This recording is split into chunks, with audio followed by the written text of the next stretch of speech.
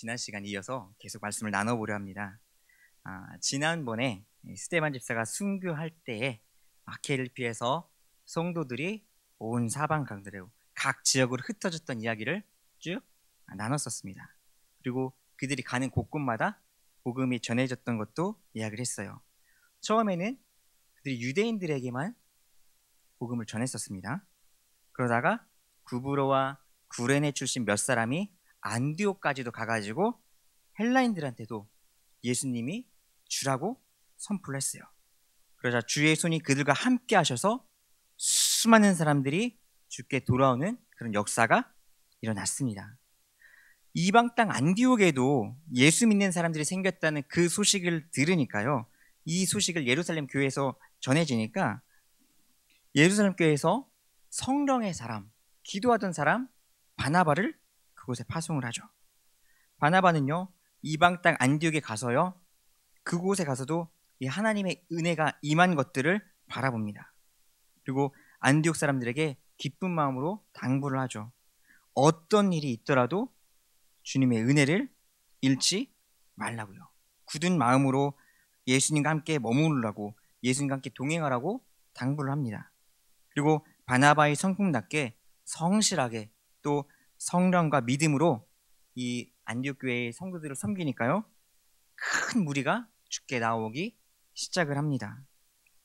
안디옥 교회가 이렇게 시작이 됐고요, 교회 규모가 막 커지다 보니까 바나바 혼자서 모든 성도들을 다 돌볼 수가 없었습니다. 모든 성도들을 막 가르칠 수가 없었어요. 이때 성령께서 바나바에게 사울을 떠오르게 하시죠. 그래서 바나바가 사울을 데리러 갑니다. 다소로 데리러 가죠. 사울에 찾아가서 안디옥에 있었던 여러 가지 일들을 쭉 찬찬히 이야기를 하니까 사울이 안디옥으로 같이 가가지고요, 바나바와 함께 사역을 하게 됩니다. 1년 동안 두 명이서 열심히 말씀으로 이 성도들을 양육하고 나니까 세상 사람들이 그 안디옥 교회의 사람들을 뭐라고 불렀다고 제가 했죠? 맞습니다.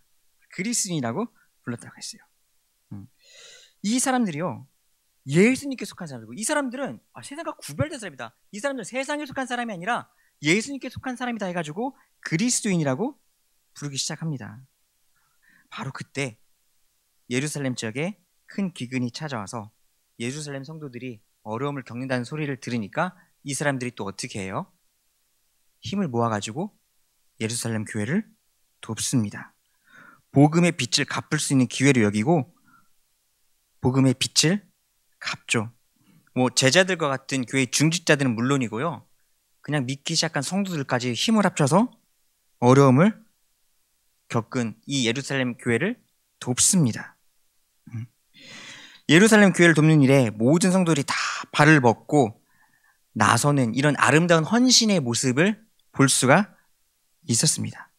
곁들어서 거기에다가 제가 목회 실수 나갔을 때 이야기도 조금 했고요.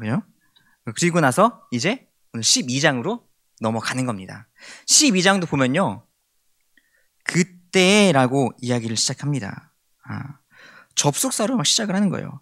이방인들이 예수를 영접하고 성령님께서 그들에게 임하면서 교회가 막 부흥하고 어둠에 갇혔던 자들이 생명의 자리로, 빛의 자리로 옮겨지고 막 부흥하던 그때, 그래서 막 교회가 평안하게 서 나가고 든든하게 서 나가고 있던 그때 딱 시련이 닥쳐옵니다. 우리 1절과 2절 말씀 같이 읽겠습니다. 그때 헤롯 왕이 손을 들어 교회 중에서 몇 사람을 해하려 하여 요한의 형제 야고보를 칼로 죽이니. 여기에 나오는 헤롯은요, 헤롯 대왕의 손자입니다. 헤롯 아그리파 1세를 말하는 거예요. 이 왕이 지금 교회 중에서 몇 사람을 본보기로 잡아다가 처형을 했는데 그 첫 번째 순교자가 요한의 형제 야고보입니다. 성경에 야고보라는 이름이 참 많이 등장하는데 여기서 나온 야고보는요 세베대의 아들 야고보예요. 세베대의 아들 야고보. 헤롯이 야고보를 처형한 이유가 뭘까요?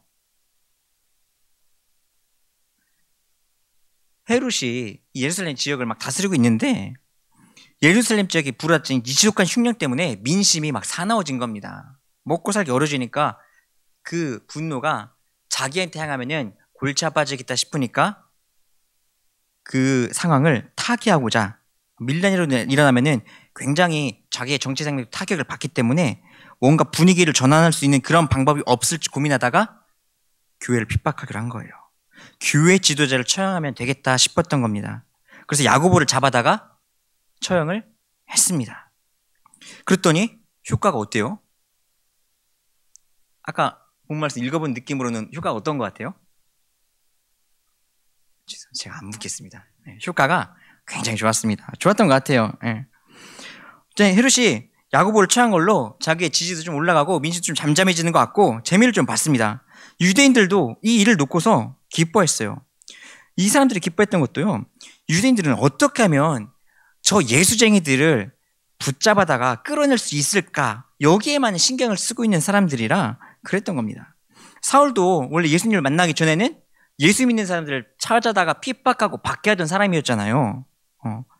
그렇게 유대인들이 그랬거든요. 여튼 야고보를 죽이고 나니까요, 땅바닥에 곤두박질 쳤던 이 헤롯의 지지도가 그 즉시로 올라갔습니다.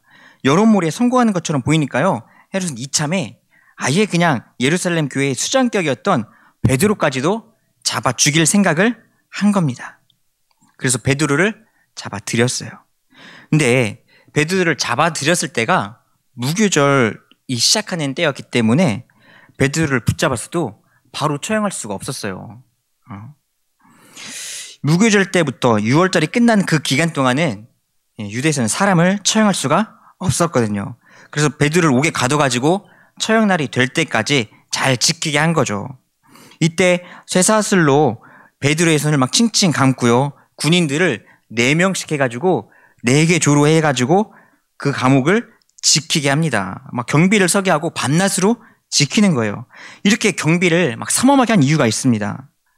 사도행전 5장에 보면요, 대제사장들 비롯한 종교 지도자들이요, 사도들을 잡아다가 옥에 가뒀을 때 천사가 한밤중에 찾아와가지고 그 옥문을 열고 그들을 탈출시켰던 전례가 있습니다. 그래가지고 이렇게 열심히 지켰던 거예요. 이번에는 이 베드로는 내가 절대 놓치지 않겠다는 각오를 가지고 경비를 이렇게 많이 세워놓은 겁니다.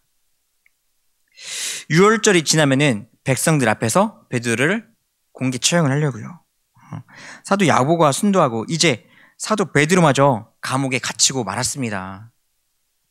여러분, 이렇게 되면은 이 성도들은 어떻게 해야 될까요?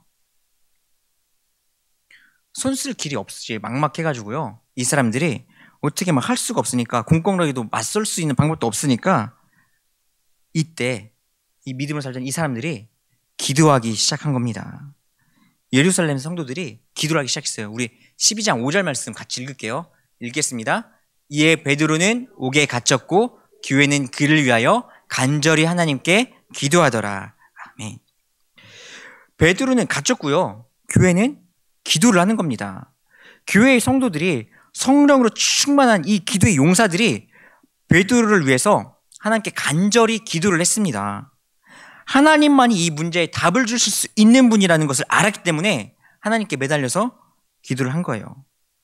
그리고 또 사실 이들이 지금 기도 말고는 뭐 할 수 있는 게 없었어요. 누구한테 찾아가서 막 청탁을 할 수도 없었고요. 그래서 더더욱 간절하게 기도를 했습니다. 하나님께 기도하면은 하나님께서 응답하신다는 그 약속을 하셨기 때문에 그 약속 붙잡고 간절하게 기도를 했죠. 예레미야가 시위대 뜰에 갇혔을 때도요, 하나님께서 이렇게 말씀하셨어요. 예레미야 33장 2절과 3절 말씀 우리 같이 읽겠습니다. 이를 행하시는 여호와, 그것을 만들며 성취하시는 여호와, 그의 이름을 여호와라는 이가 이와 같이 이르시도다. 너는 내게 부르짖으라. 내가 내게 응답하겠고 내가 알지 못하는 크고 은밀한 일을 내게 보이리라. 아멘. 너는 내게 부르짖으라. 그러면 내가 너에게 응답하겠고 내가 알지 못하는 방법으로 내가 너한테 이루리라라고 말씀하시는 거죠. 아멘이죠. 예루살렘 성도들은요, 이 말씀 붙잡고요, 뜨겁게 기도를 했습니다. 뭐 밤이고 낮이고 할 것 없이 간절한 마음으로 막 철회하면서 기도를 했어요. 그리고 이제 내일이면은 베드로가 처형되는 날이 되는 겁니다. 그래서 막 마지막 젖먹더니까지 쥐어짜서 간절하게 막 기도를 하는 거예요. 뭐라고 기도했을까요? 뭐 이렇게 기도했겠죠. 하나님 베드로 살려주십시오. 뭐 하나님 베드로의 마음이 꺾이지 않고 끝까지 하나님 저버리지 않을 수 있도록 그 마음을 막 든든히 붙잡아 주십시오. 막 열심히 기도를 했을 겁니다. 마지막까지 믿음 잃지 않도록 뭐 단단한 마음으로 붙잡아 주십시오. 막 여러 가지 기도를 막 했을 거예요. 뭐 정확한 기도 제목은 성경에 나와 있지 않으니까 알 수가 없지만 오늘 말씀을 보니까요. 하나님께서 그들의 기도를 들으시고 베드로를 구해 주신 것을 볼 수가 있죠. 그러면 혹시 이런 질문을 할 수도 있을 것 같아요. 야고보가 잡혀갔을 때는 그러면은 기도 안 했습니까? 이런 질문도 할 수가 있을 것 같습니다. 그때도 기도했을 거예요. 그러면 어째서 야고보는 순간에 내버려 두시고 베드로는 살려주셨을까? 이런 고민이 또 나올 수 있잖아요. 혹시 그런 고민 해보셨는지 모르겠어요. 그런 고민 해보셨습니까? 해보셨구나. 믿음으로 사는 우리도요, 믿음으로 살고 있지만 감당하기 어려운 문제가 찾아올 때가 있습니다. 그러면 우리가 기도하지 않아서 이 문제가 찾아오나요? 기도하지 않아서 이런 문제가 나한테 찾아온 거고, 다른 사람들은 기도를 막 열심히 해가지고 평탄하게 살고 있고 그런 건가요? 그렇지 않죠. 여러분, 문제는요, 누구한테나 있습니다. 고난은 예수를 믿는 사람이나 예수님을 믿지 않는 사람이나 가리지 않습니다. 누구에게나 찾아옵니다. 예수님을 믿는다고 해서 고난이 비껴가는 게 아니에요. 이러면 또 이럴 수가 있죠. 목사님, 그러면 기도해도 소용없는 거 아닌가요? 이렇게 할 수도 있잖아요. 그죠? 근데 아닙니다. 우리에게 찾아오는 고난은요, 왜 찾아왔는지는 우리가 이유를 알 수는 없어요. 근데 고난이 찾아올 때마다 그 고난에 져서 막 낙심하고 넘어지는 게 아니라 그때마다 그냥 고난이 찾아올 때마다 우리가 할 수 있는 것을 하면 됩니다. 우리가 할 수 있는 건 뭐예요? 하나님 붙잡는 겁니다. 저희 집에요, 애들을 키우고 있잖아요. 얘네가 뭘 먹고 싶은데 자기들이 못 딸 때 누구한테 가져올까요? 아빠는 엄마한테 가져오죠. 가져가면 어떻게 돼요? 따줍니다. 해결이 되는 거죠. 똑같습니다. 우리도요, 우리가 고난을 만나면요, 하나님 붙잡는 겁니다. 막 우리가 하나님 붙잡고 기도해도요, 병이 물론 낫지 않을 수도 있어요. 온 성도가 간절히 기도했지만 야고보 사도가 순교했던 것처럼 우리 기도의 방향과는 다르게, 우리의 생각과는 다르게 전혀 다른 모습으로 일이 막 펼쳐질 수도 있습니다. 그런데 분명한 건요, 역사를 이끌어 가시는 분은 하나님이시랍니다. 하나님이시라는 것을 우리가 잊으시면 안 되는 거예요. 오늘 우리에게 찾아오는 고난과 실패가 우리 인생의 종착지라고 여겨서는요, 더더욱 안 됩니다. 우리가 바라봐야 될 종착지는 어디예요? 천국입니다. 저 천국이에요. 그 본향을 바라보면서 우리는 살아가야 되는 겁니다. 그래서 매 순간 우리 주님과 동행하는 삶이 필요한 거고요. 성령님께서 주신 능력으로 우리를 차근차근 채워 나가야 되는 겁니다. 예수님께서 부활이 첫 열매가 되어 주셨듯이 우리도 주님 안에서 부활한다는 그 사실을 잊지 않으셔야 됩니다. 그리고 이 믿음이 흔들리지 않도록, 이 믿음이 변치 않도록 여러분 기도하셔야 됩니다. 예루살렘 교회 성도들 역시요, 아마 이것들을 위해서 기도를 했을 거예요. 그러면 우리 베드로가 감옥에서 풀려나는 그 장면을 같이 살펴보겠습니다. 베드로를 처형하기로 한 그 전날 밤에 주의 천사 호련히 찾아와서 깜깜한 밤중에 환한 빛을 밝혔다고 하죠. 여러분, 구출을 몰래 하려면 어떻게 하는 게 상식적이에요? 어두운 그 상태로 조용히 데리고 나가야죠. 근데 하나님의 천사가 데리고 나가는데 그렇게 했나요? 그렇게 안 했죠. 환한 빛으로 감옥을 밝혔대요. 베드로를 보니까 근데 잠을 자고 있더랍니다. 당장 돌아오는 아침이면 처형당할 건데 잠을 자고 있대요. 여러분이 이 상황에 있으면 주무실 수 있겠습니까? 저는 못 잘 것 같아요. 네, 베드로는요 잠을 잤대요. 이유가 뭘까요? 성경을 찾으면 알 수가 있습니다. 우리 베드로전서 5장 7절 말씀 같이 읽겠습니다. 너희 염려를 다 주께 맡기라. 이는 그가 너희를 돌보심이라. 아멘.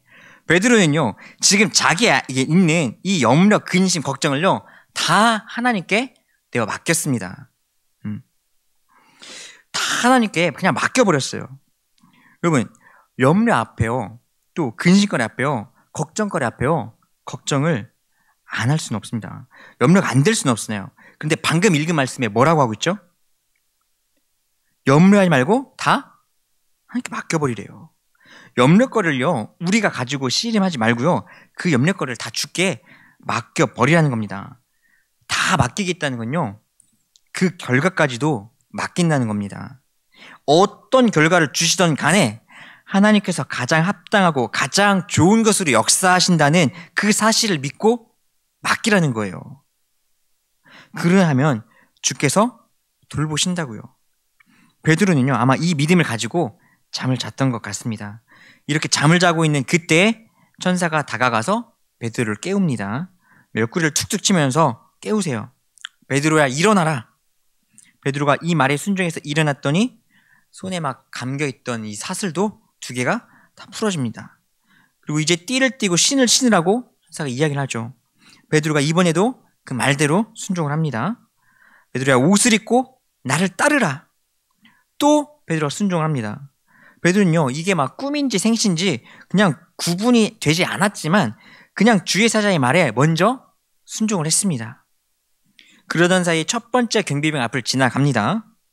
2번째 경비병 앞도 지나갑니다. 경비병도 오늘이 마지막 날 밤이니까 얼마나 눈을 열심히 뜨고 불이 나게 뜨고 지켰겠어요. 막 집중해서 눈을 부릅뜨고 지켰을 겁니다. 근데 밝은 빛이 비치고 쇠사슬이 풀려나고 옥문이 열리고 경비병 앞을 2번이나 지나가고 있는데, 그리고 그 고요한 밤에 시내로 통하는 쇠문이 열리도록까지 아무도 베드로가 빠져나간 것을 보지 못했습니다. 하나님께서 경비병들의 눈을 가려주셨기 때문에 이렇게 된 거죠. 세상은요, 베드로를 쇠사슬로 매고 차지찬 감옥에 두었지만 교회가 기도하니까요, 베드로를 속박하고 있던 것들이 풀려났습니다. 여러분, 이게요, 예수님께서 펼쳐주셨던 그 구원의 역사입니다. 아닙니까? 우리 성경 말씀 하나 더 볼게요. 요한복음 8장 12절 말씀 우리 읽겠습니다. 예수께서 또 말씀하여 이르시되 나는 세상의 빛이니 나를 따르는 자는 어둠에 다니지 아니하고 생명의 빛을 얻으리라. 우리 하나만 더 볼게요. 8장 32절 말씀 보겠습니다. 읽겠습니다. 진리를 알지니 진리가 너희를 자유롭게 하리라. 여러분, 믿음 생활 하시면서 이런 은혜를 경험하셔야 됩니다. 이런 은혜를 경험할 수 있기를 바랍니다. 세상은요, 지금도 우리를 여러 가지 모습으로 막 옮아맵니다. 근데 예수님은요, 우리를 이 모든 옮아매므로부터 또 죄로부터 구원해 주시는 분입니다. 이거를 우리가 꼭 기억을 했으면 좋겠어요. 그리고 함께 말씀을 나누는 여러분이 예수님의 이름으로 죄사슬에서 나를 옮아매는 세상 것들로부터, 나를 옮아매는 중독들로부터 풀려나는 역사가 있기를 예수님의 이름으로 축원합니다. 베드로가 감옥에서 빠져나온 다음에요, 이제 그때야 정신이 번쩍 들었어요. 그리고 이렇게 고백을 합니다. 우리 11절 하반절 말씀 같이 읽겠습니다. 읽을게요. 이제야 참으로 주께서 그의 천사를 보내어 나를 헤롯의 손과 유대 백성의 모든 기대에서 벗어나게 하신 줄 알겠노라 하여. 여러분, 11절 하반절 보니까요, 이제 알겠다는 베드로의 깨달음을 우리가 볼 수가 있습니다. 알았다고 하잖아요. 뭘 알았다는 걸까요? 베드로가 이 밤에 내가 감옥에서 풀려난 것이 그냥 풀려난 게 아니라는 것을 깨달았습니다. 내가 감옥에 갇혔다는 이 소식을 성도들이 듣고 나를 위해서 밤낮 가리지 않고 기도했다는 것이 막 깨달아지는 거예요. 천사가 나한테 찾아온 것도, 쇠사슬이 풀어진 것도, 감옥문이 열린 것도, 경비들이 보초를 서고 있는데 아무런 제재를 받지 않고 그 앞을 다 지나쳐 올 수 있었던 것도 다 하나님이 역사하신 거라는 것을 베드로가 깨달은 겁니다. 하나님께서 역사하셔서 하나님께 나를 감옥에서 건져주셨다는 것을 깨닫게 된 거죠. 여러분, 기도하면요, 하나님께서는 꼭 역사하십니다. 내 뜻이 아니라 하나님의 뜻대로 역사를 하세요. 그래서 우리가 기도하면요, 하나님께서 일하시는 그 모습을 우리가 볼 수 있게 됩니다. 우리가 기도하면요, 우리의 이 모든 상황이 하나님의 원대한 계획 안에 있다는 것을 우리가 깨닫게 됩니다. 여러분이 기도하면서 하나님의 뜻을 이루는 이 기도의 일꾼이 될 수 있기를 축원합니다. 감사한 건요, 기도하는 우리들 부모가 자식들을 위해서 기도하면요, 그 기도가 우리 자식들을 통해서 나타난다는 겁니다.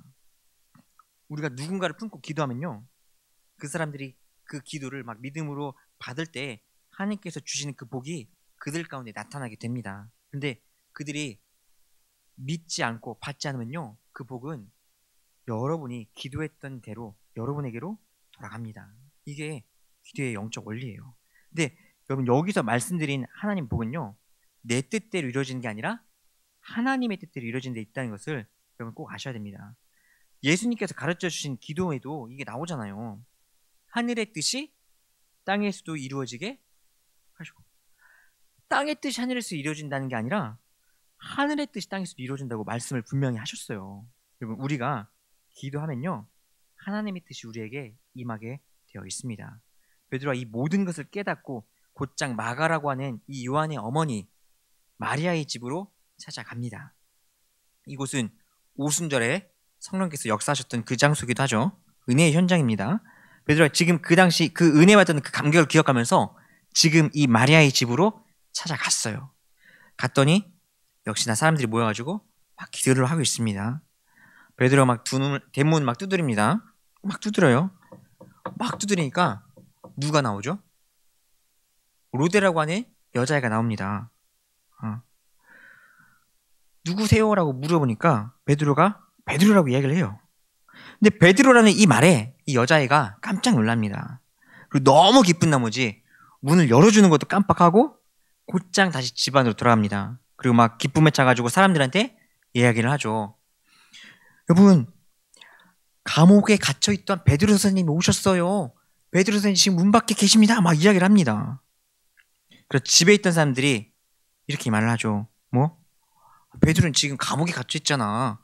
베드로가 어떻게 와? 너 미쳤니? 막 이렇게 반문을 하는 겁니다. 막 손가락질을 합니다. 로데한테. 이런 말을 지금 누가 하고 있는 거예요? 그 집에 모여서 기도하고 있던 사람들이 하고 있는 겁니다.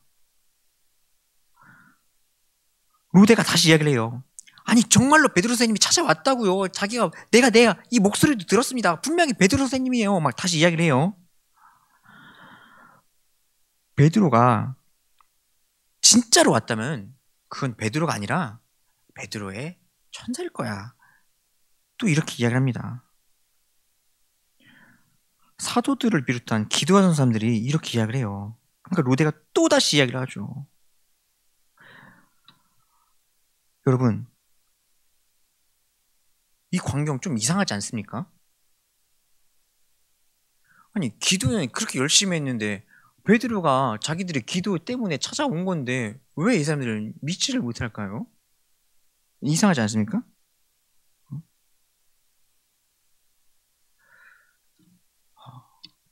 진짜 좀 이상한 것 같아요. 근데요, 이 석연치 않은 마음가짐이 드는 게 맞는 것 같습니다.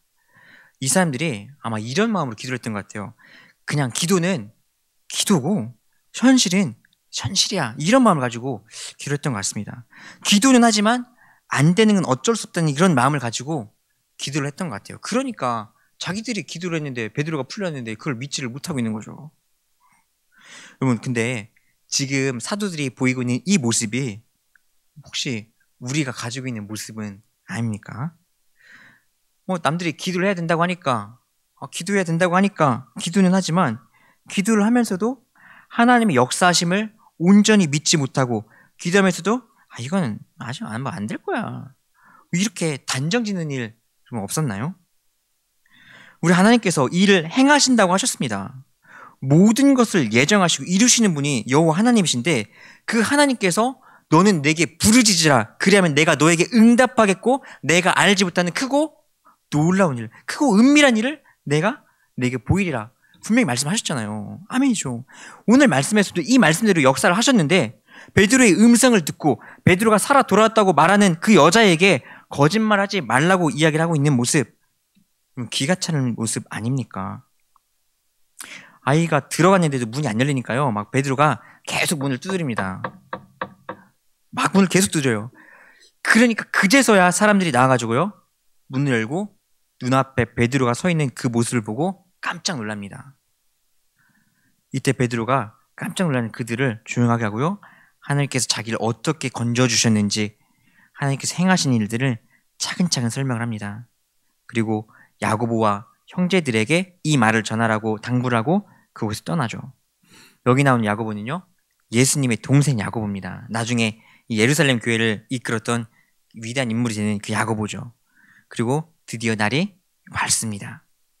성은요, 난리가 났어요. 막 성 안에 난리가 났습니다.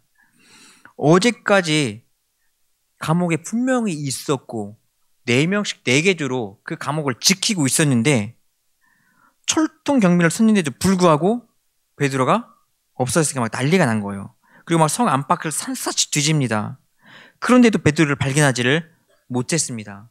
그리고 경비병을 막 신문합니다. 근데도 베드로가 어떻게 빠져나갔는지를 알 수가 없어요. 단서 하나도 찾지를 못합니다. 그러니까 헤롯이 막 회가 잔뜩 나가지고요, 경비병들을 모조리 처형하라고 하고 유대 땅을 떠나서 가이사랴로 돌아가죠. 이 모습이 오늘 말씀의 끝입니다.